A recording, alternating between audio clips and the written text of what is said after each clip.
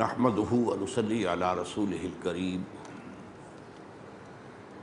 اما بعد فقد قال الله تبارك وتعالى كما ورد في القرآن مرات وكرات اعوذ بالله من الشيطان الرجيم بسم الله الرحمن الرحيم لله ما في السماوات والارض ولله ما في السماوات وما في الارض فقال تبارک و تعالی کما ورد فی سورۃ الاعراف ان الارض للہ یورثها من یشاء من عبادہ وقال عز وجل کما ورد فی سورۃ الحشر کی لا یکون دولة بین الاغنیاء منکم وقال جل وعلا کما ورد فی سورۃ الجمعہ فَإِذَا قُضِيَتِ الصَّلَاةُ فَانتَشِرُوا فِي الْأَرْضِ وَابْتَغُوا مِنْ فَضْلِ اللَّهِ وقال عز وجل كما ورد في سورة الحديد آمنوا بالله ورسوله وأنفقوا مما جعلكم مستخلفين فيه وقال عز وجل كما ورد مرات وكرات في القرآن وأقيموا الصلاة وآتوا الزكاة وقال جل وعلا كما ورد في سورة البقرة يسألونك ماذا ينفقون قل العفو صدق الله العظيم رب اشرح لي صدري ويسر لي أمري واحلل عقدة من لساني يفقهوا قولي اللهم ربنا ألهمنا رشدنا وأعذنا من شرور أنفسنا اللهم أرنا الحق حقا وارزقنا اتباعه وأرنا الباطل باطلا وارزقنا اجتنابه آمین یا رب العالمین۔ میں نے عرض کر دیا تھا کہ آج میں اسلام کے معاشی نظام کے بارے میں آپ سے کچھ گفتگو کروں گا۔ جیسے ہم نے اسلام کا سیاسی نظام کیا ہے، عہد حاضر میں نظام خلافت کا سیاسی اور دستوری ڈھانچہ کیا ہوگا، اس پر گفتگو کی ہے۔ اسی طرح جاننا چاہیے کہ اسلام کا معاشی نظام کیا ہے، اور جو دنیا میں معروف معاشی نظام ہیں ان سے تقابل کیا ہے، کن چیزوں میں اختلاف ہے، کن چیزوں میں اتفاق ہے۔ یہ آج کا موضوع ہے، اور آپ کو معلوم ہے کہ آج کی دنیا میں معاشیات جو ہے وہ اہم ترین مضمون ہے۔ آج کا انسان کہا جاتا ہے کہ یہ اصل میں اکنامک اینیمل بن گیا ہے، انسان اقتصادی حیوان بن چکا ہے۔ ساری جو سیاست ہے پوری دنیا کی وہ اقتصادیات کے لیے گھومتی ہے۔ تو یہ بات اپنی جگہ بہت اہم ہے کہ ہم سمجھیں کہ اسلام کا معاشی نظام کیا ہے۔ اب اس کے ضمن میں بھی جیسا کہ میں نے سیاسی نظام کے بارے میں آپ سے عرض کیا تھا کہ جدید اصطلاحات کے حوالے سے بات نہ کی جائے تو بات کو سمجھانا بہت مشکل ہو جاتا ہے۔ بعض اصطلاحات ہیں کہ جو معروف ہیں، لوگوں کو معلوم ہے، اور ان کے حوالے سے آپ مائنس پلس کر کے بات بتا دیں کہ اس کے اندر یہ مائنس کیا جائے، یہ پلس کیا جائے تو ہماری بات بن جائے گی، تو اس سے جو ہے اس بات کا سمجھنا آسان ہے۔ اب ہمارے سامنے اصل میں دو نظام ہیں، جن میں سے ایک تو اس کا انتقال ہو گیا، وہ مر چکا ہے، کمیونزم، لیکن وہ اس دور کا اہم نظام تھا، اور ابھی زیادہ دیر اس کو مرے ہوئے نہیں ہوئی ہے، اور ہو سکتا ہے کہ دنیا میں دوبارہ یہ مردہ زندہ ہو جائے۔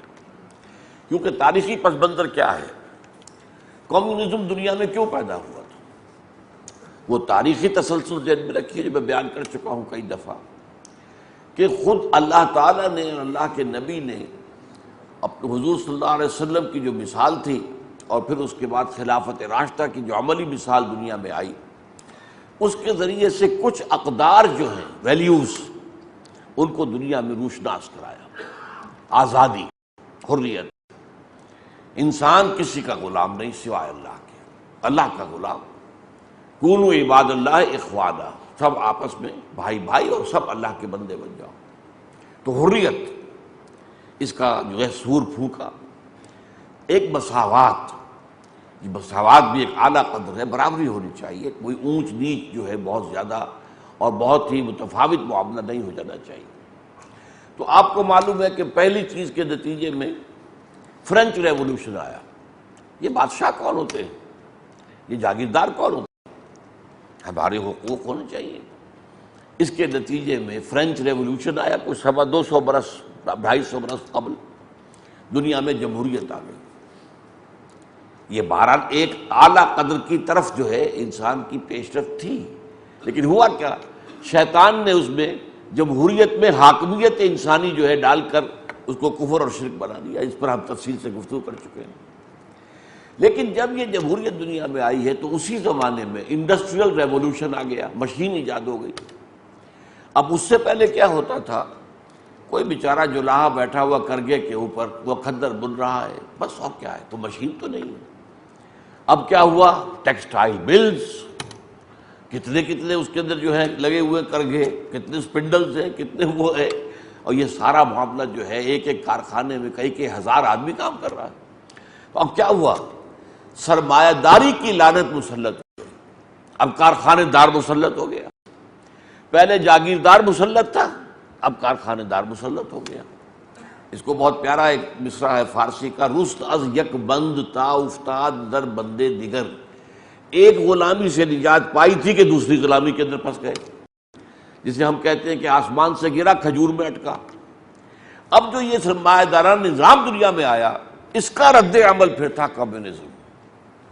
اس کا بیڑا غرق کرنے کے لیے سرمایہ دارانہ نظام کہ ایک طرف ایک شخص ہے کروڑوں روپے کا مالک ہے، اور ایک طرف غریب مزدور ہے کہ جو ڈیلی ویج کے اوپر کام کر رہا ہے، اور یہ کہ اس پر بھی دھونس ہے کہ اس سے زیادہ ہم نہیں دے سکتے، کام کرنا ہے تو کرو، نہیں تو جاؤ، دفع ہو جاؤ۔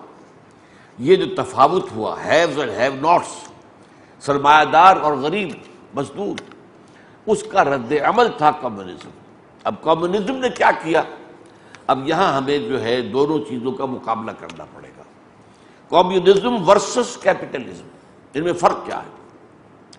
پہلی بات تو میں نے واضح کر دی، کمیونزم کا نعرہ ہے مساوات، کیپٹلزم کا نعرہ ہے آزادی۔ یہ گویا کہ کیچ ورڈز ہیں۔ آپ کو ویسٹ میں سب سے بڑا لفظ ملے گا آزادی، فریڈم، اور کمیونزم میں کیا تھا؟ مساوات۔ بنیادی کیا فرق تھا؟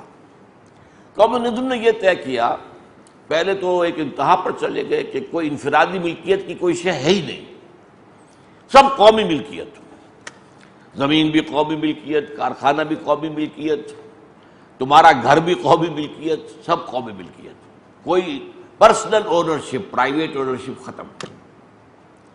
اس کے مقابلے میں کیپٹلزم میں کیا ہے؟ پرائیویٹ اونرشپ جائز ہے۔ آپ ایک کارخانے کے مالک ہو سکتے ہیں، آپ ایک کھیت کے مالک ہو سکتے ہیں، آپ ایک دکان کے مالک ہو سکتے ہیں، ایک کاروبار کے مالک ہو سکتے ہیں۔ یہ بنیادی فرق ہے کہ ایک طرف جو ہے بالکل نفی انفرادی ملکیت کی، سب قومی ملکیت، نیشنلائزڈ، اور دوسری طرف یہ کہ نہیں، آپ اونرشپ جو ہے پرائیویٹ ہو سکتی ہے۔ اب اس کا نتیجہ کیا نکلا؟ کمیونزم میں کیا ہوا؟ کام کرو ویج لو، تمہاری رزق کی ضمانت ہے، کام کرو گے کام ملے گا، کارخانے میں یا کھیت میں، لیکن اس کی تمہیں مزدوری ملے گی، تم اونر نہیں ہو نہ کارخانے کے نہ زمین کے، کام کرو۔ یہ سب کے سب جو ہے ملکیت ہے ریاست کی، نیشنلائزڈ ہے، یہ جو نیشن کی، قوم کی۔ لیکن یہ ہے کہ اس کا ایک فائدہ بہرحال ہوا کہ وہ فرق و تفاوت کے جو کیپٹلزم میں ہوتا ہے کہ ایک طرف ایک کروڑ پتی ہے اور ایک طرف ایک بھوکا مر رہا ہے، وہ وہاں نہیں تھا۔ اس میں یقیناً سب کی بنیادی ضروریات بھی تھیں، اگرچہ وہ مساوات کے سب بالکل برابر ہو جائے وہ تو نہیں ہو سکتا۔ آخر ایک سپاہی ہے، ایک کمانڈر ان چیف ہے، کیا ان دونوں کی تنخواہ برابر ہو جائے گی؟ تنخواہ تو ہے، فرق تو ہوگا نا۔ لیکن یہ واقعہ ماننا پڑتا ہے کمیونزم کا کہ یہ اچیومنٹ تھی کہ 1 to 30 سے زیادہ فرق نہیں تھا۔ مثلاً یہ کہ سپاہی کی تنخواہ اگر 30 روپے ہے تو جرنیل کی 900 روپے ہو جائے گی، بس، اس سے زائد نہیں، وہ ہزاروں اور لاکھوں میں نہیں ہوگی۔ جبکہ کیپٹلزم میں کیا ہے؟ اس کا جو ہمیں نقشہ نظر آتا ہے خود امریکہ کے اندر، مین ہیٹن ایک چھوٹا سا جزیرہ ہے، میں نے آپ کو بتایا، اس کا جو جنوبی علاقہ ہے اس میں جو ہے وہ جو وال سٹریٹ کہلاتی ہے، دنیا کے سارے بڑے بڑے بینک وہاں ہیں، دولت دنیا کی سب سے زیادہ وہاں ہے۔ اسی کے شمالی حصے میں لوگ گھیٹوز میں رہتے ہیں، سب ہیومن لیول، حیوانی سطح پر غریب۔ یہ فرق و تفاوت جو ہے امریکہ میں آپ کو نظر آ رہا ہے آج بھی، یہ روس میں نہیں رہا تھا۔ روس کے اندر بہرحال ایک فرق تو تھا، بالکل برابر تو نہیں ہو سکتے، لیکن بہت کم تھا، تفاوت جو ہے بہت کم تھا۔ اب یہ کہ اس طریقے سے روس میں اگرچہ مساوات تو آئی کسی درجے میں، کامل مساوات تو ممکن ہی نہیں، البتہ یہ ہے کہ اس کی ایک بہت بڑی قیمت انہوں نے وصول کی۔ وہ قیمت کیا تھی؟ One party dictatorship, communist party کی حکومت ہوگی یہاں پر، کوئی اور پارٹی نہیں بن سکتی۔ انتخابات ہوں گے لیکن ووٹ صرف کمیونسٹ پارٹی کے ممبر کے پاس ہوگا، جو کمیونسٹ پارٹی کا ممبر نہیں ہے اس کا کوئی ووٹ نہیں، اور کوئی زبان کھولنے کی اجازت نہیں ہے، تنقید کرنے کی اجازت نہیں ہے۔ جو ہے right of expression and right of association, اپنے اظہار خیال کی آزادی یا جماعت سازی کی آزادی، یہ بھی ختم۔ تو مساوات تو I but at the cost of freedom, freedom ختم۔ وہاں کیا ہوا امریکہ کے اندر؟ فریڈم تو بہت فریڈم۔ آج کل تو یہ 9/11 کے بعد جو حالات ہو گئے ہیں وہاں پر بھی جو ہے وہ حکومت کا عمل دخل زیادہ نظر آتا ہے، ورنہ یہ کہ میں چونکہ 1979 سے جاتا رہا تھا تو وہاں جا کر واقعی محسوس ہوتا تھا کہ آزاد فضا میں آ گیا، حکومت نظر ہی نہیں آتی۔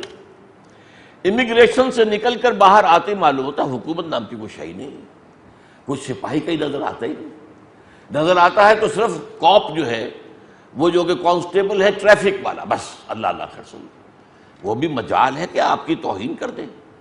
آپ چاہے کتنے ہی غریب ہوں اور وہ چاہے اچھا لباس پہنے ہوئے، سر کہے بغیر آپ سے بات نہیں کرے گا۔ سر مے آئی سی یور ڈرائیونگ لائسنس، یہ انداز ہوگا اس کا۔ تو آزادی جس چیز کا نام ہے واقعتاً جو اس ویسٹ کے اندر اچیو کی گئی ہے وہ پوری دنیا میں آپ کو کہیں نظر نہیں آتی۔ یہ کوئی پولیس اسٹیٹ نہیں تھی جیسے کہ ہمارے ہاں سعودی عرب میں کیا ہے، نہ آپ کو پارٹی بنا سکتے، نہ آپ کو تنقید کر سکتے، نہ آپ کو جلسہ کر سکتے، کچھ نہیں۔ وہاں پر بھی بڑا سخت استبداد ہے، لیکن یہ کہ یہ جو آزادی وہاں تھی وہ at the cost of equality. اب وہاں پر جو فرق و تفاوت ہے کہ ایک بلینئر ہے ارب پتی اور ایک غریب ہے جو اس کے پاس کھانے کو بھی نہیں ہے، وہ خیرات جو ہے حکومت سے جو ملتی ہے اس پر گزارا کر رہا ہے۔ یہ فرق و تفاوت جو ہے وہاں پر آپ کو نظر آئے گا، اگرچہ فریڈم وہاں پر وہ اپنے آخری درجے میں تھی۔ البتہ یہ ہے کہ چونکہ وہاں پر نجی ملکیت تھی، کام کرنے کی آزادی تھی، لہذا یقیناً جو ہے فرق پڑ جائے گا۔ اب اگر آپ لوگوں کو دوڑائیں، آپ دوڑ میں بھی شریک ہیں اور چاہیں آپ کی کوئی آگے پیچھے نہ ہو تو یہ تو نہیں ہو سکتا۔ وہ تو یا تو یہ کیجئے کہ سب کو رسے سے باندھ دیجئے، تب تو نہ کوئی آگے رہے گا نہ کوئی پیچھے رہے گا۔ لیکن اگر فری مارکیٹ ہے، فری بزنس ہے، فری اکانومی ہے تو یقیناً کمپٹیشن میں کچھ آگے نکل جائیں گے، کچھ پیچھے رہ جائیں گے۔ تو جو پیچھے رہ جائیں گے ان کا بھی تھوڑا بہت بندوبست کیپٹلزم میں کیا گیا، جسے ویلفیئر کہتے ہیں، کہ بھائی یہ لوگ بالکل بھوکے نہ رہ جائیں، یہ بھوکے ہوں گے تو بھوکے بیڑی ہمارے پیٹ چاک کریں گے، کچھ نہ کچھ تو انہیں کھانے کو دو نا۔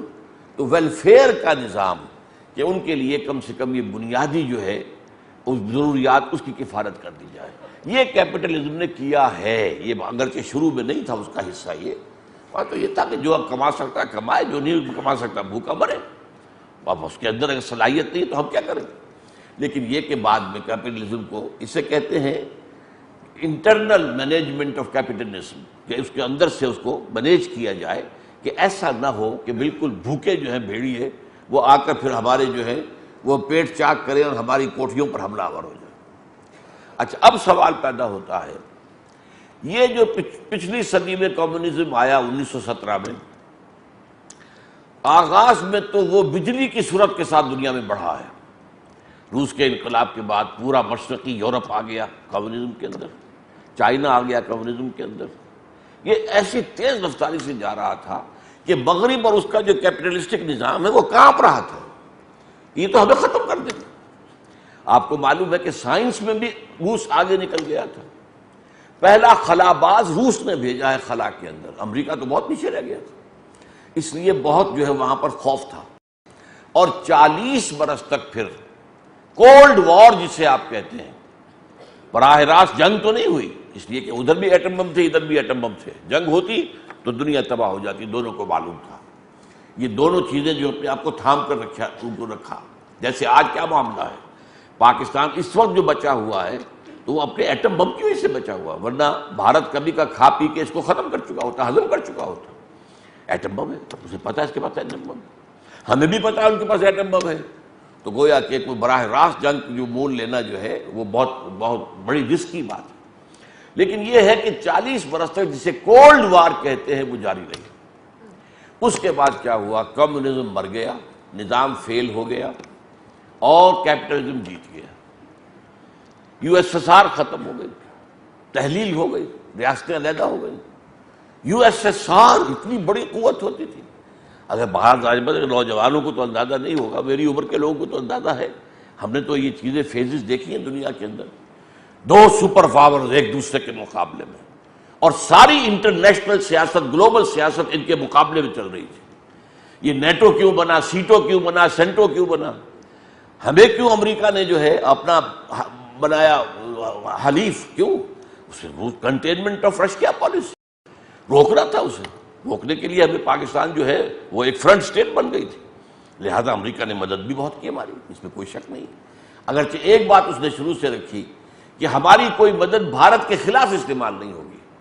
امریکہ کے ہتھیار ہم نے 1965 کی جنگ کے استعمال کیے تو اس نے پھر بند کر دی، مدد بھی بند کر دی، سینکشنز ہمارے اوپر لگا دی، کیونکہ یہ پہلے سے شرط تھی کہ جو ہتھیار ہم تمہیں دے رہے ہیں وہ صرف روس کے خلاف استعمال ہوں گے، وہ بھارت کے خلاف نہیں. بہرحال یہ ایک علیحدہ ایشو تھا، اس کو میں اس وقت نہیں چھیڑنا چاہتا.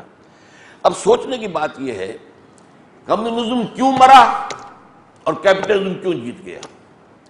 یہ آپ میں سے بہت سے لوگوں کے علم میں ہوگا کہ جب یہ یو ایس ایس آر ختم ہوئی اور کمیونزم کی گویا کہ موت واقع ہو گئی. اگرچہ چائنا میں ابھی وہ سسک رہا ہے، ابھی چل رہا ہے، لیکن یہ کہ وہ کمیونزم نہیں ہے جو تھا پہلے، آج سے 30 سال پہلے. اس میں کچھ نہ کچھ کیپٹلزم کے اندر کی چیزیں شامل کر دی گئی ہیں. ہاں، 1 پارٹی گورنمنٹ اور ڈکٹیٹرشپ وہ 100% موجود ہے، جو کمیونزم رشیا کا، جو یو ایس ایس آر کا معاملہ تھا. لیکن ویسے یہ کہ ان کے معاشی نظام کے اندر کچھ سرمایہ دارانہ نظام کی باتیں شروع کر دی گئی ہیں. لیکن بہرحال یوں کہیے کہ بحیثیت مجموعی کمیونزم کی موت واقع ہو گئی. تو فوکو یاما ایک بڑا مفکر ہے امریکہ کا، اس نے کتاب لکھی. وہ جیسے کہ بغلیں بجاتے ہیں نا، جو کسی فتح مندی میں اور کوئی خوشی میں آ کر کہ ہم جیت گئے، اس نے دی اینڈ آف ہسٹری. معلوم ہوا، اس نے کہا کہ ثابت ہو گیا کہ ہمارا نظام سرمایہ دارانہ جو ہے یہی بہترین نظام ہے. دیکھ لو ہمارے مقابلے میں جو کھڑا ہوا تو مرا پڑا ہوا نظام. اس سے ثابت ہو گیا کہ نظام صحیح وہی ہے جو ہمارا ہے، کیپٹلسٹک. وہ لبرل، سیکولر ڈیموکریسی جو جس پر ہم گفتگو کر چکے، ان کا نظام کا ایک سیاسی حصہ ہے، ایک معاشی حصہ ہے کیپٹلزم. اس کیپٹلزم کے حوالے سے جب اس کے مقابلے میں ایک قوت اٹھی تھی وہ مر گئی، ختم ہو گئی. ہم جیت گئے تو مطلب ہوا کہ سرمایہ داری جیت گئی، ثابت ہو گیا کہ بہترین نظام سرمایہ داری ہے. پھر اس کے بعد جو ہے ہنٹنگٹن نے کتاب لکھی کہ نہیں، ابھی یہ معاملہ ختم نہیں ہوا، ابھی تاریخ کے اور دور آنے ہیں، ابھی کلیش آف سویلائزیشنز ہونا ہے، تہذیبوں کا تصادم ہونا ہے. اور اس کے بعد ایک اور کتاب آئی ہے، کلیش آف سسٹمز ہونا ہے، جو نظاموں کا ابھی مقابلہ ہوگا. اور اب نظام سامنے آ سکتا ہے، اسلام کا نظام، وہ آ کر تمہیں جو ہے چیلنج کرے گا. یہ اس کا امکان ہے جو دنیا میں ظاہر کیا جا رہا ہے. اور نیٹو جب یہ یو ایس ایس آر ختم ہوا ہے، اس کے بعد جب نیٹو کو اثر نو منظم کرنے لگے اور ایکسٹینڈ کرنے لگے، NATO North Atlantic Treaty Organization NATO, اور رشیا کے مقابلے کے لیے تھی، یو ایس ایس آر کی کنٹینمنٹ کے لیے تھا. لیکن انہوں نے کہا کہ تمہارا دشمن تو ختم ہو گیا، اب تمہیں کس کا اندیشہ؟ اب ہمیں مسلم فنڈامنٹلزم کا خطرہ ہے، ہمیں اندیشہ ہے کہ ایک نظام جو ہے اسلام کا نظام وہ ہمارے مقابلے میں آئے گا، اس کے لیے ہمیں اب تیاری کرنی ہے. اور اس کے بعد کی ساری پالیسی ویسٹ کی اسی ایک مرکزی نقطے کے گرد گھوم رہی ہے. پر اب مجھے بتانا یہ ہے کہ کیوں مر گیا کمیونزم، کیوں جیت گیا کیپٹلزم. اس کے 2 اسباب ہیں. پہلا سبب کیا ہے؟ انسانی جبلت ایک ہے، سرشت ہے انسان کی، اس کو آپ نے نظر انداز کر دیا. اس سرشت میں کیا ہے؟ اگر یہ کھیت میرا ہے، اس کی پیداوار میری ہوگی تو میں زیادہ محنت کروں گا، زیادہ پیداوار ہوگی تو فائدہ میرا ہے نا، تو میں محنت زیادہ کروں گا. اگر وہ میرا کھیت نہیں ہے، یہ میں نے تو محنت کرنی ہے تو میں زیادہ کیوں کروں؟ مجھے تو ویج ملے گی، مزدوری ملے گی نا. وہ مزدوری کم پیداوار ہو زیادہ پیداوار ہو وہ تو وہی رہے گی، تو میں کیوں زیادہ کام کروں؟ یہ انسان کی بیسک سرشت ہے، نیچر ہے، چاہے اسے آپ کے اینیمل نیچر کہہ لیں، اسے انسان کی جو سفلی طبیعت ہے، انسان کے اندر بڑائی بھی ہے، اونچائی بھی ہے، نیچائی بھی ہے۔ اللہ نے پیدا کیا آثر تقویم میں، پھر اسفل سافلین میں بھی اسی انسان کو ڈالا ہے نا۔ تو یہ اس کے سفلی جذبات میں، اب جیسے ایک کارخانہ ہے، کارخانے کا جو ایک مالک ہے، اس کارخانے کی ایک مشین خراب ہو گئی، اب ظاہر بات ہے کہ ایک مشین سے کارخانہ تو کھڑا ہو گیا، کارخانے کا مالک رات بھر کھڑا رہے گا، مستریوں کے سر پر سوار رہے گا، ٹھیک کرو اسے، کیونکہ اگلے روز ظاہر بات ہے کہ لیبر تو آ جائے گی، میرے اوپر تو پڑ جائے گا، مجھے وہی تو دینی پڑے گی، اور کارخانہ کام نہیں کرے گا تو میرا تو نقصان ہو جائے گا۔ لیکن جیسے بھٹو صاحب نے کیا تھا، کارخانہ ہو گیا نیشنلائز، وہاں آپ نے 20ویں گریڈ کے ایک افسر کو لا کے بٹھا دیا، وہ افسر صاحب جو وہ مالک تو نہیں ہے نا، اب اس کو اگر مشین خراب ہو گئی، اس کے افسر کو کیا پرواہ اس کی، 4 دن کارخانہ بند رہے میری بلا سے، کہ میری تنخواہ بھی کمی ہو جائے گی، وہ جو کیوں کرے گا محنت، وہ رات کو کیوں جاگے گا؟ مالک جاگے گا، کھڑا رہے گا، سر پر سوار رہے گا، درست کروائے گا، چلائے گا کارخانہ۔ جو مالک نہیں ہے وہ تو ملازم ہے، تنخواہ ہے، اس کو تو تنخواہ ملنی ہے، وہ خامخواہ اپنے آرام کے اندر خلل برداشت کرے گا۔ اسی لیے ہمارے یہاں فیلئر ہو گیا تھا جب نیشنلائز کیا بھٹو نے، نتیجہ کیا نکلا؟ مزدوروں نے کام کرنا چھوڑ دیا۔ ریلوے کا جو حال ہو گیا تھا، وہ میں آپ کو لطیفہ سنا دیتا ہوں کہ اس زمانے میں ایک دفعہ جا رہا تھا کراچی، اور فرسٹ کلاس اور تیز گام، لیکن کیا حال تھا، نہ اس میں بجلی، نہ پنکھا، نہ ٹوائلٹ میں پانی، فرسٹ کلاس کا یہ حال تھا۔ چیخ رہے تھے لوگ بیٹھے ہوئے، گالیاں دے رہے، میں نے کہا دیکھو غنی، بس سمجھو کہ پہیا چل رہا ہے، اگر یہ پہیا یہاں رک گیا اور یہ جنگل کے اندر گاڑی کھڑی ہو گئی تو کیا اثر ہوگا؟ تو چلو پانی نہیں ہے، بجلی نہیں ہے، پنکھا نہیں ہے، یہ پہیا، یہ حال ہو گیا تھا، کام کرنا چھوڑ دیا تھا۔ تو یہ جو فرق ہے، اب اگر ظاہر بات ہے کہ انفرادی ملکیت ہے تو آپ محنت زیادہ کریں گے، پروڈکشن بھی زیادہ ہوگی، اس میں کمپٹیشن بھی ہوگا، آپ بہتر سے بہتر مال بنائیں گے تاکہ آپ کا مال زیادہ بکے، کم سے کم قیمت پر دیں گے تاکہ آپ کا مال زیادہ بکے، ٹرن اوور زیادہ رہے۔ یہ سارے جو ہیں یہ کیپٹلزم کے فوائد ہیں، اس کی وجہ سے یہاں پر پروڈکشن زیادہ، پیداوار زیادہ۔ روس میں کیا تھا، ویٹ پروڈیوسنگ ایریا بہت زیادہ امریکہ سے، لیکن وہی کہ وہاں پہ جو کام کرنے والے مزدور تھے نا، مالک تو تھے نہیں، لہذا پروڈکشن کم ہو رہی ہے۔ امریکہ ایکسپورٹ کرتا تھا اور روس امپورٹ کرتا تھا۔ یہ گویا کہ سب سے بڑا بنیادی جو سبب ہوا ہے، اس کی اکانومی فیل ہوئی ہے۔ اس کے پاس تو جتنے جو ایٹمک وار ہیڈز تھے، آج بھی امریکہ کے پاس نہیں ہے اتنے، اس کے پاس 3000 سے زائد، امریکہ کے پاس 1000 1500، لیکن یہ کہ وہ تو سارے ایٹمک وار ہیڈز رکھے رہ گئے اور ختم ہو گیا روس۔ کیوں؟ اکنامکس کے اندر اس نے مار کھائی۔ تو پہلی بات تو یہ ہوئی کہ اس کیپٹلزم کے اندر یہ جو خوبی ہے، اس کی وجہ سے وہ جیتا، اور کمیونزم میں یہ جو خامی اس کی وجہ سے وہ ہار گیا۔ نمبر 2، اسی انسانی فطرت کا ایک پہلو یہ بھی ہے کہ میں چاہتا ہوں کہ میری رائے جو ہے میں پیش کروں لوگوں کے سامنے، بھائی مجھے حق ہونا چاہیے، مجھے اپنے خیالات کو ایکسپریس کرنے کا حق ہونا چاہیے، فریڈم آف ایکسپریشن، اور میں چاہتا ہوں جماعت والا نہیں، ایک پروگرام دینا لوگوں کو، تو مجھے حق ہونا چاہیے، ایسوسیشن، رائٹ آف ایسوسیشن، جو ویسٹ کے اندر ہے، آزادی ہے مکمل، اور چونکہ روس میں نہیں رہی لہذا اندر سے گھٹن ہو گئی۔ اب سوچنے سمجھنے والے لوگ، آخر لوگوں کے اندر ہر طرح کے لوگ ہوتے ہیں، سوچنے سمجھنے والے لوگ اس حبس کے اندر نہیں رہ سکتے۔ وہاں کے دانشور بھاگتے تھے، روس کے جان چھڑا کے بھاگتے تھے، امریکہ میں جا کر آباد ہوتے تھے۔ کیوں؟ ایک آزادی کی فضا ہے، آپ کو اپنی بات کہنے کا حق حاصل ہے، آپ کو اپنی بات کی بنیاد پر کوئی جماعت ساتھ بنانے کا حق حاصل ہے۔ تو یہ 2 فیکٹرز ہیں جن کی وجہ سے جو کمیونزم ہے وہ مار کھا گیا، مر گیا، اور کیپٹلزم جیت گیا۔ اب میں ان کے حوالے سے آپ کو بتا رہا ہوں۔ اب اسلام کے نظام کے بارے میں کچھ جو بڑی ایک بحثیں ہمارے ہاں چلتی رہی ہیں، آج کل تو وہ ختم ہو چکی ہے، کیونکہ کمیونزم مر گیا ہے، وہ بات ختم ہو گئی۔ آج سے کوئی 30-40 سال پہلے تو ہمارے ہاں لیفٹسٹ، رائٹسٹ، کمیونسٹ لوگ بھی تھے کہ نہیں؟ لیفٹسٹ تھے کہ نہیں؟ لیفٹسٹ، رائٹسٹ، آج کل یہ الفاظ سنتے ہی نہیں آپ، کیونکہ وہ لیفٹ کا تو معاملہ ختم ہو گیا، لیفٹ کا قبلہ کعبہ ختم ہو گیا۔ لیکن یہ کہ لیفٹسٹ ہے، یہ رائٹسٹ ہے، یہ فلاں ہے، یہ سوشلسٹ ہے۔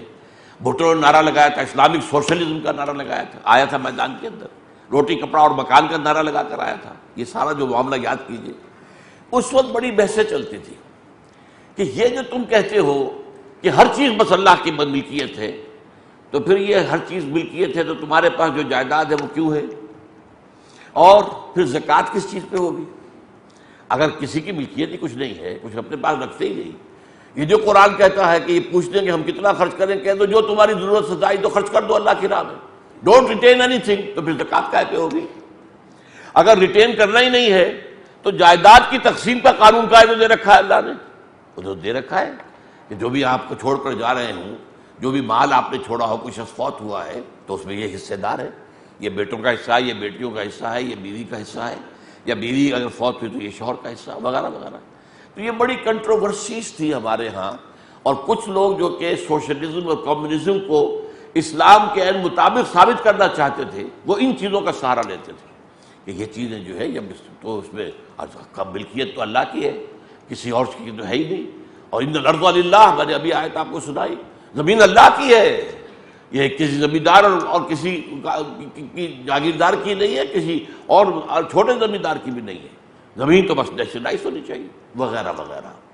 اب اس کا حل کیا ہے؟ وہ ہے جو میں آپ کے سامنے رکھ رہا ہوں، اور بڑی عجیب سی بات میں کہنے لگا ہوں، اس کو ذرا غور سے سنیے۔ اسلام کے معاشی نظام ایک نہیں دو ہیں۔ ایک ہے روحانی سطح پر، اسے ایمانی کہیں، احسانی کہیں، روحانی کہیں، ایک ہے قانونی سطح پر۔ ان دونوں میں کافی تضاد ہے۔ اب اس کی ایک مثال میں آپ کو باہر سے دے دوں تاکہ پھر یہ بات سمجھ میں آ جائے۔ دیکھیے، ایک شخص نے آپ کو تھپڑ مارا، اب اگر تو آپ ہیں کمزور اور وہ ہے بہت ٹھاڈا، تو قہر درویش برجار درویش آپ بدلہ لے نہیں سکتے، ٹھیک ہے؟ فرض کیجئے آپ اتنے طاقتور ہیں کہ بدلہ لے سکتے ہیں۔ اب آپ کے سامنے دو راستے ہوں گے، ایک روحانی راستہ ہے، معاف کر دو، عفو، درگزر، تمہارے اندر روحانی ترفع پیدا ہو جائے گا، والعافین عن الناس، لوگوں کو معاف کرنے والے، وَإِن تَعْفُوا وَتَصْفَحُوا وَتَغْفِرُوا فَإِنَّ اللَّهَ غَفُورٌ رَحِيمٌ، اگر تم معاف کر دیا کرو اور بخش دیا کرو اور نظر انداز کیا کرو لوگوں کی زیادتیوں کو، تو اللہ بھی تو بخشنے والا ہے نا۔ تم نہیں چاہتے اللہ تمہارے گناہ بخشے، تو تم بھی لوگوں کو بخشو۔ دوسرا کیا راستہ ہے؟ بدلہ لو، قصاص، یہ بھی جائز ہے، بدلہ لے سکتے ہیں۔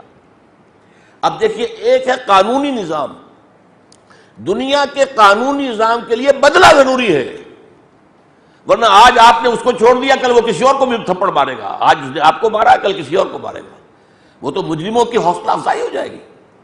وَلَكُمْ فِي الْقِصَاصِ حَيَاةٌ يَا أُولِي الْأَلْبَابِ، اے ہوش مندو، قصاص میں زندگی ہے، معاشرہ قصاص پر قائم رہ سکتا ہے، عفو پر نہیں۔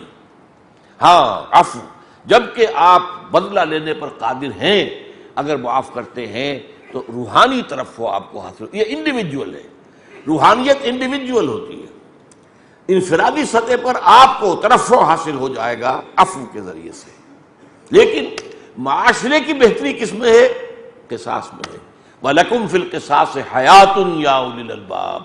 اب قرآن مجید ایک طرف عفو اور درگزر کی تلقین بھی کر رہا ہے، ایک طرف کہتا ہے بدلہ لینے میں زندگی ہے، تو بظاہر تضاد ہے نا، لیکن تضاد نہیں ہے، دونوں کا محل مختلف ہے۔ ایک دنیا کے نظام کے اعتبار سے بات ہو رہی ہے، اور ایک انفرادی روحانیت کے اعتبار سے بات ہو رہی ہے۔ بالکل یہی معاملہ ہے اسلام کے معاشی نظام کا۔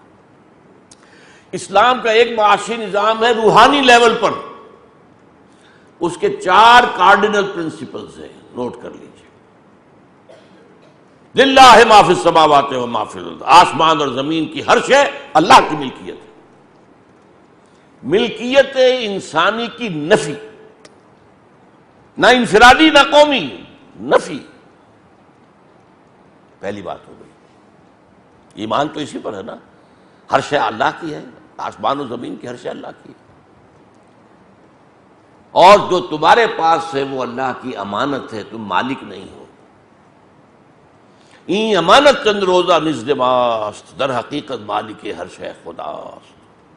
یہ جو کچھ بھی ہے میرے پاس، یہ تو یہاں تک کہ آپ کا یہ جسم، یہ بھی آپ کے پاس اللہ کی امانت ہے۔ یہ ہاتھ اللہ نے آپ کو دے رکھا ہے، امانت ہے اس کی، اس کا غلط استعمال اگر ہوگا تو خیانت ہو جائے گی۔ یہ آنکھیں اللہ نے دی ہیں، ان کا غلط استعمال نہ ہو۔ کسی نامحرم عورت کو ایک دفعہ تو دیکھ لیا اچانک، دوبارہ اگر پلٹ کر دیکھا تو پکڑے جاؤ گے۔ یہ آنکھ کا غلط استعمال ہے، یہ اللہ کی امانت ہے تمہارے پاس۔ پہلی بات کیا ہوئی؟ ملکیت تامہ صرف اللہ کی، انسان کے لیے کیا؟ صرف امانت۔ نمبر 2، اب دیکھیے کس قدر انقلابی تصور ہے۔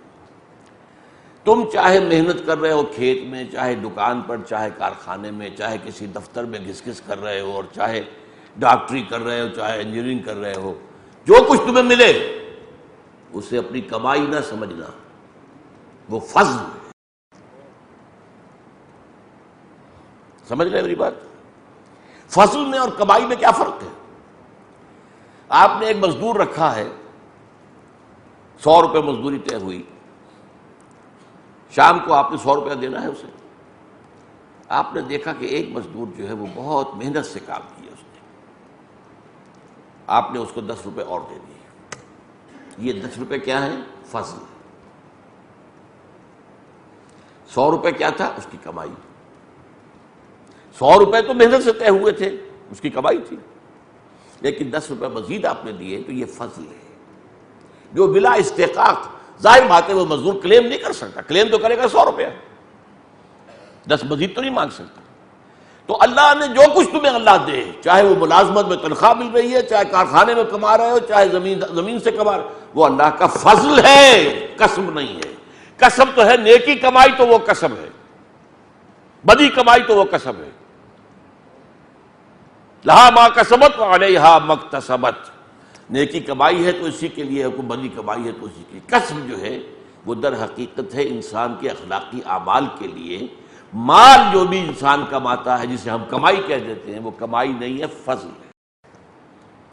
نمبر 4، اس فضل میں تمہارا حق صرف تمہاری ضروریات ہیں۔ جو ضرورت سے زائد ہے وہ اللہ نے دوسروں کا حق تمہارے پاس ڈال دیا ہے تمہارے امتحان کے لیے، یا تو یہ کہ یہ دے کر دوسروں کو، غریبوں کو، فقراء کو، مساکین کو حق بحقدار رسید کر دو، ورنہ یہ کہ گویا کہ تم غاصب ہو۔ لہذا یہ 4 باتیں جو ہے، یہ آپ نے سوچا، کبھی باتوں پر غور کیا؟ اب آپ نوٹ کیجئے، جو قانونی نظام ہے وہ کیا ہے؟ آپ کی ملکیت ہو سکتی ہے، قانونی ملکیت، آپ کی دکان بھی ہو سکتی ہے، مکان بھی ہو سکتا ہے، کارخانہ بھی ہو سکتا ہے، کھیت بھی ہو سکتا ہے، قانونی یہ ہے۔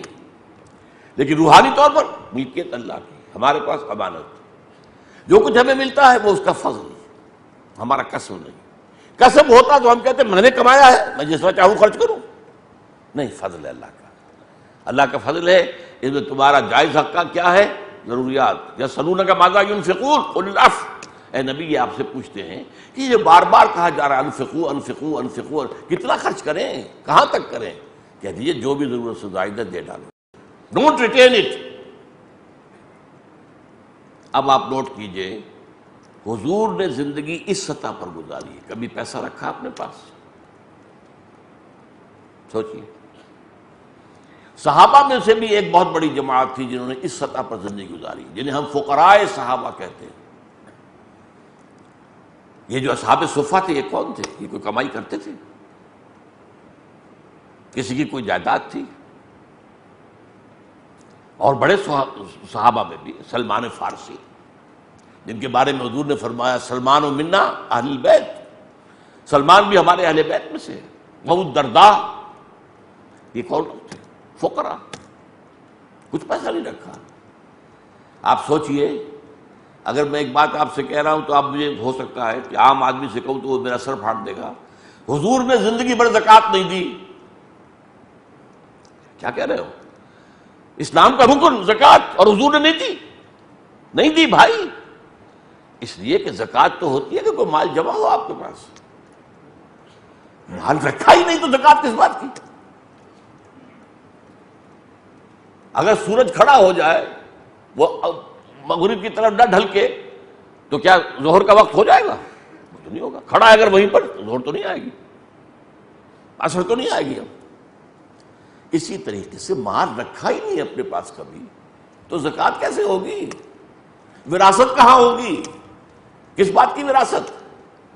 حضور نے تو فرمایا نحن معاشر الانبیاء لا نرث ولا نورث، ہم جو نبی ہیں، جو ایک جماعت ہے اللہ کی طرف سے، اور تمام انبیاء جو ہیں، بنو علاتن کہا حضور نے، یہ جو ہیں در حقیقت ماں زاد بھائی ہیں آپس میں، باپ سب کا ایک ہے، ماں علیحدہ ہے نبیوں کی. تو فرمایا کہ ہمیں تو نہ ہمیں وراثت ملتی ہے اور نہ ہماری کوئی وراثت آگے جاتی ہے. اسی پر تو جھگڑا کر لیا تھا حضرت فاطمہ رضی اللہ تعالیٰ عنہ نے. حضور نے باغ فدق رکھا ہوا تھا اپنے گھر والوں کے خرچے کے لیے. ان کے انتقال پر فرمایا، انہوں نے حضرت فاطمہ نے کلیم کیا یہ میرے باپ کی وراثت ہے، مجھے منتقل کرو. حضرت ابوبکر نے فرمایا حضور نے تو یہ حدیث کہی ہے کوئی وراثت نہیں ہوتی نبی کی. تو وراثت وہ تو ایک متاع ہے، برتنے کے لیے ایک چیز رکھی ہوئی ہے، وہ ملکیت تو نہیں. اسی طریقے سے نوٹ کیجئے یہی سطح ہے جس پر کہ صوفیاء کرام نے زندگی گزاری ہے. یہ جو بابا فرید رحمۃ اللہ علیہ، ان کے ہاتھ پر اگر لاکھوں آدمی ایمان لے آئے، اور اگر اجمیری معین الدین اجمیری رحمۃ اللہ علیہ لاکھوں آدمی ایمان لے آئے، کیوں؟ پانی کے اندر نمک ڈال کر اس سے سوکھی روٹی کھاتے. کیا انہوں نے کوئی جائیداد بنائی؟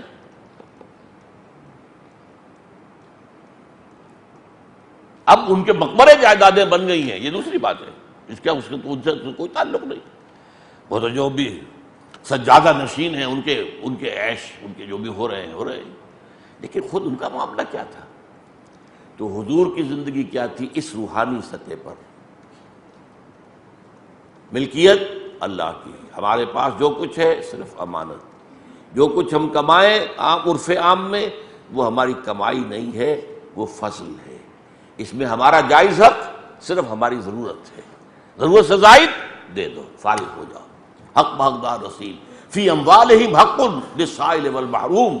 مال تو تمہیں دیا اللہ نے، لیکن اس میں حق رکھا ہوا ہے سائل اور محروم کا، وہ ادا کر دو ورنہ تم غاصب شمار ہو. یہ ایک مکمل نظام ہے.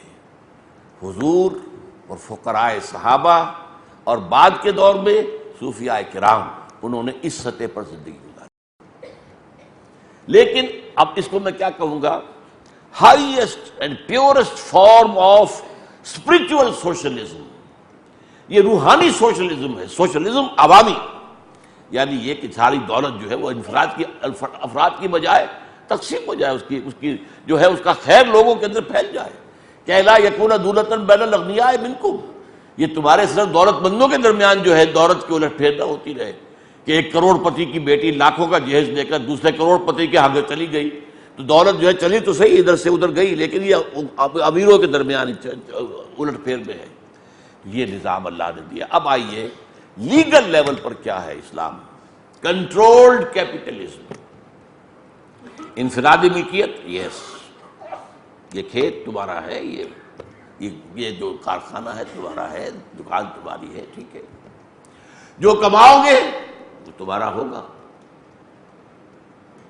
البتہ حلال سے کمانا ہے، حرام سے نہیں. یہ ہے اصل میں وہ جو بعد میں بات واضح ہوگی، وہ کنٹرولڈ.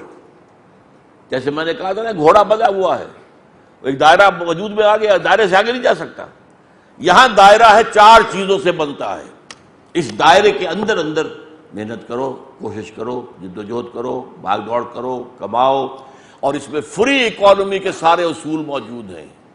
پرائیویٹ اونرشپ بھی ہے، کمپٹیشن بھی ہے، مقابلہ بھی ہو رہا ہے. ظاہر بات ہے ہر شخص جو ہے اپنے کارخانے کی چیز کو بہتر ڈیولپ کرنا چاہے گا، اور کمپٹیشن ہوگا تو قیمتیں خود بخود گریں گی.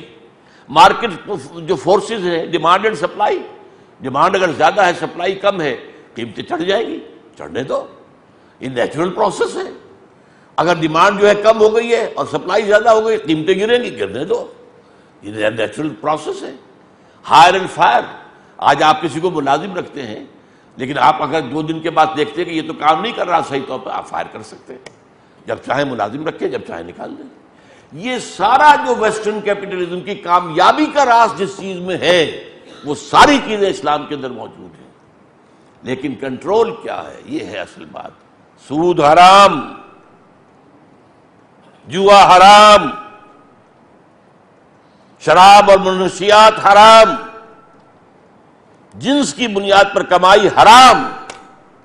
یہ چار حرام جو چیزیں ہیں، یہ چار دیواری بن گئی ہے. اس کے اندر ان چاروں چیزوں سے ہٹ کر محنت کرو، زیادہ کماؤ گے تمہارا ہوگا، اور اس میں سے ایک حد سے آگے بڑھ جائے گے تم سے زکوٰۃ لے لی جائے گی. کیوں کہ یہ جو فری ہے اکانومی، اس چار دیواری کے اندر فری اکانومی ہے، ہائر اینڈ فائر ہے، ڈیمانڈ اینڈ سپلائی ہے، فری اکانومی ہے، مارکیٹ اکانومی ہے، یہ ساری چیزیں موجود ہیں. پرسنل اونرشپ ہے، پرسنل انسینٹیو ہے. زیادہ کام کرنے کا جذبہ کیوں ابھرے گا؟ بھائی میری دکان ہے، میں زیادہ دیر رات کو بیٹھوں گا تو زیادہ کمائی ہو جائے گی. اچھا مال میں لا کے دوں گا، کم قیمت پر دوں گا تو میری بکری زیادہ ہوگی، ٹرن اوور زیادہ ہو جائے گا. یہ سارا کام آدمی کرتا ہے. اس کے اندر یہ کیپٹلزم ہے. لیکن کنٹرول، یہ میں نے چار دیواریں.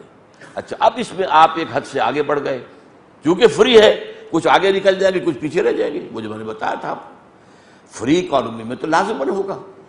لہذا اب یہ ہے جو آگے چلے گئے ہیں، ایک لائن کھینچ دی گئی. ڈو یو اون 7 تولہs آف گولڈ؟ تمہارے پاس 7 تولے سونا ہے یا 52 تولے چاندی ہے تو اب تم ڈونر ہو، اور جس کے پاس نہیں ہے وہ ریسیپینٹ ہے. یہ زکوٰۃ ہے. تؤخذ من اغنیائہم وترد الی فقرائہم، وہ ان کے امیروں سے لے کر ان کے غریبوں کو دے دی جاتی ہے. وہی بات جو ویلفیئر کا نظام دنیا میں قائم کیا گیا، وہ تو میں سمجھتا ہوں کہ سب سے پہلی ویلفیئر اسٹیٹ تو قائم ہوئی ہے اسلام نے کی ہے. سب سے پہلی سوشلسٹ اسٹیٹ تو قائم کی ہے اسلام نے کی ہے. ہر شخص کی بنیادی ضروریات کی جو ہے کفالت ریاست کرے گی، اور اس کے لیے ذریعہ زکوٰۃ. جو آگے چلے گئے وہ دیں، وہ ڈونیٹ کریں، وہ ڈونرز ہیں. جو پیچھے رہ گئے، اچھا فقیر جو ہے اس کا مطلب یہ نہیں کہ جسے بھوکا مر رہا وہی فقیر ہے. جس کے پاس 7 تولہ نہیں ہے وہ فقیر ہے. یعنی زکوٰۃ کے معاملے میں فقیر کسے کہا جائے گا؟ جس کے پاس یہ جو ہے نصاب والا مال نہیں ہے وہ فقیر ہے. جس کے پاس ہے وہ غنی ہے. غنی دیں گے، تؤخذ من اغنیائہم ترد الی فقرائہم. اس طریقے سے وہ انٹرنل مینجمنٹ آف کیپٹلزم بھی موجود ہے. لیکن ہے کس طریقے سے؟ خوبصورتی اس کی کیا ہے؟ دنیا میں سوشلزم کا جو نظام آج ہے وہ ٹیکسز کی بنیاد پر ویلفیئر چلاتے ہیں. اور ٹیکس جو ہے نیچرلی ہر شخص اس کو اپنے اوپر بوجھ سمجھتا ہے، اور وہ تو راستے تلاش کرتا ہے ادھر سے ادھر سے کسی طرح ٹیکس ایویژن ہو جائے، بچ جاؤں. بڑی بڑی کمپنیاں ہوتی ہیں جو راستے بتاتے ہیں ان سرمایہ داروں کو کہ ٹیکس سے بچنے کا یہ راستہ ہے، اس طرح بچ کر لو. اور زکوٰۃ عبادت ہے. عبادت میں اللہ سے ہیرا پھیری تو نہیں کرے گا انسان. عبادت ہے، لہذا وہاں تو وہ دے گا، پورا دے گا. لہذا اس سے جو نظام قائم ہوا زکوٰۃ کی بنیاد پر، جو سوشلزم قائم ہوا، واقعتاً یہ کہ اس کی کوئی نظیر ہی نہیں، اس کی کوئی مثال ہی نہیں. اب جو ہے آج کل آپ کو معلوم امریکہ میں تو بہت کم نظام ہے اس کا ویلفیئر کا، بہت گھٹ گیا، بہت پیچھے ہے. زیادہ ننگا کیپٹلزم امریکہ میں ہے. برطانیہ اور کینیڈا اس سے بہتر ہیں. لیکن سب سے اوپر ٹاپ پر اسکینڈینیوین کنٹریز ہے، یہ سویڈن اور ناروے اور ڈنمارک. لیکن اب انہیں رفتہ رفتہ اپنا وہ کام گھٹانا پڑ رہا ہے، اس لیے کہ وہ ان کی اکانومی بیٹھ رہی ہے. آج جو ہے اس کیپٹلزم پر دوبارہ موت آنے والی ہے. آپ کو معلوم ہے امریکہ کے اندر جس طرح کی ریسیشن آئی ہے، جس طرح کی تباہی وہاں ہوئی ہے، اسی کے اثرات جو دبئی تک میں پہنچے ہیں. جو وہاں پہ جائیداد کی قیمتیں ایک دم آدھی ہو گئی. جب جو معاملہ بگڑا، کتنے لوگ پہلے دبئی چلو ہوتا تھا، اب دبئی سے نکل کے آ رہے ہیں. یہ سارا معاملہ جو ہے کیپٹلزم، فوکویاما نے کہا تھا کہ فتح ہو گئی ہماری، کیپٹلزم ہی دنیا کا نظام ہے. لیکن آج دنیا کے سامنے یہ ہے کہ سوچنا پڑ رہا ہے کہ نہیں، یہ کیپٹلزم جو ہے ننگا کیپٹلزم، یہ چلنے والا نہیں ہے. دوبارہ وہ کچھ سوشلزم کی سوچ رہے ہیں. حالانکہ اصل میں یہ موقع ہے، اس وقت انسان ایک کراس روڈ پر آ گیا. کدھر جائے اب؟ پہلے اگر کیپٹلزم ناکام ہوا تھا تو کمیونزم آیا، کمیونزم ناکام ہو گیا تو پھر کیپٹلزم آ گیا، اور یہ گلوبلائزیشن کی شکل میں آ رہا، عالمی یہ ہے سرمایہ دارانہ نظام. لیکن اس کے خلاف بھی رد عمل پیدا ہوگا، اور یہی موقع ہے جب کہ ضرورت ہے اس بات کی کہ اسلام کا معاشی نظام دنیا کے سامنے پیش کر دیا جائے. یہ یوں سمجھئے کہ ماسٹر سٹروکس ہیں 4: سود حرام، جوا حرام، منشیات حرام، اور جنس کی بنیاد پر کمائی، چاہے وہ پروسٹیٹیوشن ہو، چاہے وہ آپ جنسی جذبات بھڑکا کر فلمیں دیکھنے کے لیے لوگوں کو آمادہ کریں، اس سے کمائی کریں، پھر سارا بزنس کائے پر ہو رہا ہے؟ جنسی جذبات جتنے آپ بھڑکائیں گے زیادہ، اتنی آپ کی فلم کامیاب ہوگی، اتنی ہی آپ کی کامیابی ہوگی، اتنی ہی اس جو ہے کمائی ہوگی۔ تو جنس کی بنیاد، ہر اشتہار پر عورت کو کیوں بٹھا رکھا ہے؟ سوچنے کی بات ہے۔ موٹر سائیکل کا اشتہار ہے تو کوئی خاتون کھڑی ہوئی ہے، بسکٹوں کا اشتہار ہے تو وہ خاتون، یہ بھائی یہ خاتون یہ بکاؤ مال بن گئی ہے، اس کی شکل و صورت کو تم نے بکاؤ مال بنا لیا، تم جنسی جذبات کو استعمال کر رہے ہو۔ اور اب تو یہ ہے کہ آپ کو معلوم ہے پروڈکٹس کو زیادہ بیچنے کے لیے اس میں جوئے کا شامل کر دیا گیا، یہ کر لو تو پھر یہ لاٹری نکل آئے گی تو یہ انعام، وہ جوا ہو گیا کہ نہیں ہو گیا؟ آپ نے جوئے کے ذریعے سے اپنے پروڈکٹ کو جو ہے وہ آپ لوگوں کے اندر عام کرنا چاہ رہے ہیں۔ یہ چار چیزیں حرام کر دیں جس سے سرمایہ، اس کو کہوں گا میں سرمایہ چینڈ ہو گیا، زنجیر میں کس لیا سرمایہ کو۔ سرمایہ صرف سرمایہ کی حیثیت سے کمائی نہیں کر سکے گا، اس کا نام سود ہے، رکھا ہوا بینک کے اندر بڑھتا جا رہا بڑھتا جا رہا بڑھتا جا رہا بڑھتا جا رہا، کوئی محنت شامل نہیں، کوئی نہیں، یہ حرام۔ اور اسلام میں جتنا حرام سود ہے اتنی حرام کوئی اور شے نہیں۔ لیکن جب تک مغرب جو ہے اس بات کو نہیں سمجھے گا، اس کا معاشی مسئلہ حل نہیں ہوگا۔ ہو سکتا ہے کہ پھر کوئی سوشلزم کا اگر اسلام میدان میں نہ آیا، اور یہ میں پھر ایک بڑی طرز داستان ہو جائے گی۔ اسی کام کے لیے پاکستان ہم نے بنایا تھا، اسلام کے نظام کا ایک نمونہ دنیا میں پیش کریں۔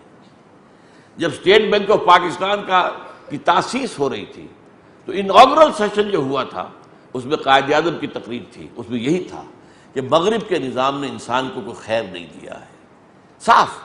اب آپ کا کام یہ ہے کہ آپ دنیا میں اسلام کے اقتصادی نظام کو دنیا کے سامنے مرتب کر کے پیش کریں۔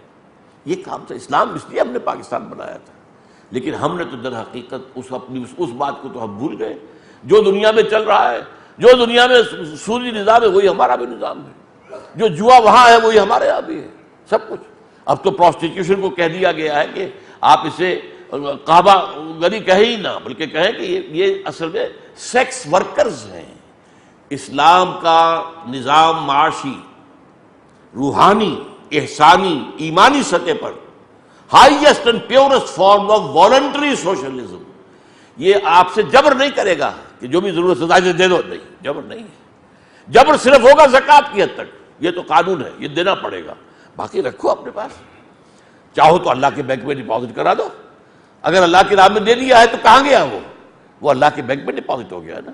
اب یہ تمہارا چوائس ہے، یہاں دنیا کے بینکوں کے اندر رکھ کر ڈپازٹ کر کے سود کھاتے تو حرام، اللہ کے بینک میں رکھو ذرا، وہ 700 گنا ملے گا وہاں پر کم سے کم، یہ ہے۔ لیکن چوائس ہے، یہ جبر نہیں ہے۔ صحابہ کرام میں سے بھی بہت سے لوگ تھے جو کاروبار بھی کرتے تھے، جائیدادیں بھی تھیں، پیسہ بھی ان کے پاس ہوتا تھا، تبھی تو آخر ایک وقت پر آ کر وہ چندے دیتے تھے۔